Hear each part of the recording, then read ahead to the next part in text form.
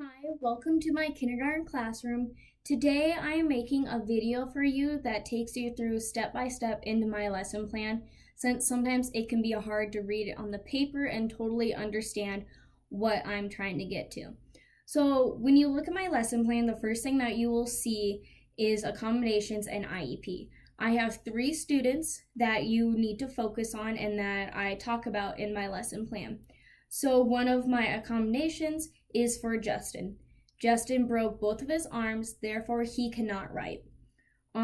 For this amount of time, I will have an aide in my classroom that is there to help Justin write. Justin will tell the aide what he wants written down, and the aide will write down everything that he says. With that, the aide will be there from 8:15 to the final bell, which is at 3:20. And if you have any questions about what he can or can't do, the aide is there to help you. And then on to my IEPs. Derek has ADHD.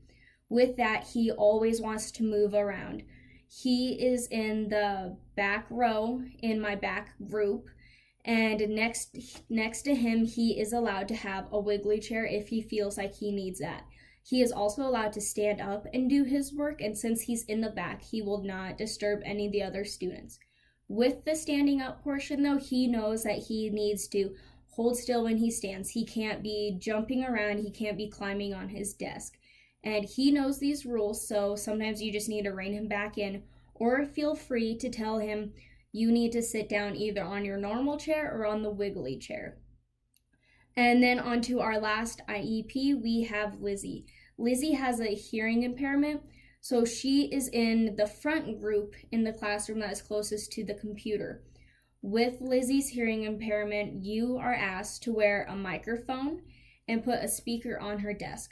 The speaker is already placed on her desk, and she knows the drill to turn it on and turn it off each day. The microphone that you will wear is cordless, and that is on my desk next to my phone.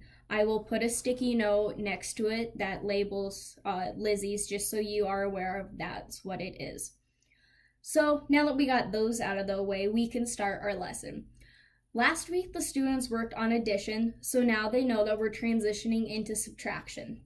So to start this math unit, they're going to come in, you'll ask them to sit down, and you're simply going to put nothing on their desks. They're not going to have anything, and you're going to write a question on the board.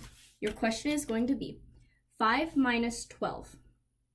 Give them 30 seconds to think about this with nothing on their desk.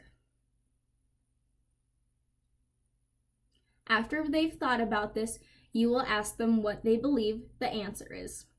Call on each student that are raising their hands quietly, and then tell them the answer is 7. After that, you will explain to them that sometimes subtraction can be super hard, especially without using nothing. And so we're going to go in and explain to them that sometimes using manipulatives can help in the classroom. So to explain what that is, just tell them it's a fun object around the classroom or your hands that you can use to make subtraction easier for you. So we're going to do an I do, you do, we do with the students. And with that, you're just going to write one equation up on the board and allow them to do it.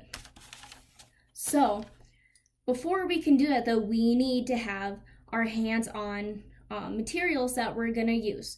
So you're going to call on one student to pass out a handful of chocolate chips. The chocolate chips are in the back fridge that's by the sink.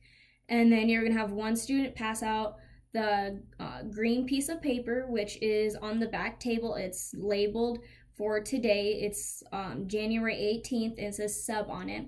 So have one student pass out chocolate chips, one pass out that, while you write down this problem on the board. So the problem that you are going to be writing down while the kids are passing out the paper and chocolate chips are 5 minus 2. So we need to do them in different colors so the students can have their visual. Once the students are all sitting down, ask them to put their hands flat on the desk and not to touch anything. They have done that before and they are capable of it. So do 5 in green, and we're going to use dots since we're not going to use chocolate chips since it's hard for everyone to see.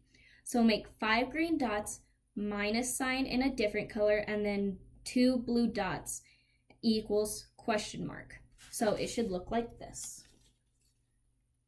5 green dots minus 2 blue dots equal question mark. That is your first step. Next, you're going to go on to step 2. Make sure all your students are watching you because this is the important part of our equation on how to solve it. So explain to the kids that sometimes it's hard for us to think about the first problem where we just ask them to figure it out without using anything. That can be challenging. So we're going to make it easier. On the whiteboard, you're going to explain that since it's 5 minus 2, you're going to take 2 away from the 5. So grab your eraser and erase 2 dots. So it would look like this then. Your green will have 3 since you subtracted 2. So you'll have 3 green dots minus 2 blue dots equal what? Let your students think about that for 30 seconds. After that, ask your students to count the dots with you. So you're going to go up to the board and out loud with the students. You're going to go 1, 2, 3. What's our answer? Our answer is 3. So to do your final step on the I do part of our lesson plan, you're going to rewrite it so the children can see how it looked before we erased everything. So you're gonna make 2 more dots underneath the green, so the problem is back to its original. So you're gonna have 5 dots. So we have 1, 2, 3, 4, 5 minus 1, 2 equals 3. So then say it out loud with your students. 5 minus 2 equals 3. We have 3 dots there. So with that, you're going to do the I do, we do, you do. You do your part, the 5 minus 2, and then write up on the board 10 minus 6 and allow the children to use their chocolate chips. You will then walk around the classroom and make sure that each child is doing a pile of 10 chocolate chips and a pile of 6 chocolate chips, and have them take the 6 away and then the 6 away from the 10. So just like we did up on the board. After that's done and you see all the students are finished, you can allow them to talk in their groups to decide what the answer is. After you're done writing the equation up on the board, and the equation's 10 minus 6, once you're done writing that, ask your classroom what they got as an answer. So to make sure that they all get it, call on one kid from each table. And then after they do that, then together we're gonna do another one. We're gonna go 12 minus 6. So again, the same thing, allow them to get their chocolate chips out and do it. And walk around the classroom, make sure that nobody's struggling, but keep in mind your microphone. And then write it up on the board after you've done your loop, and then turn around again and ask a different person from each table what they got and how they got it, and write it up on the board. After that, we're gonna have 5 minutes of work time for the students to do their worksheet. The worksheet was already passed out. It's the green piece of paper, and they're going to be doing A through E.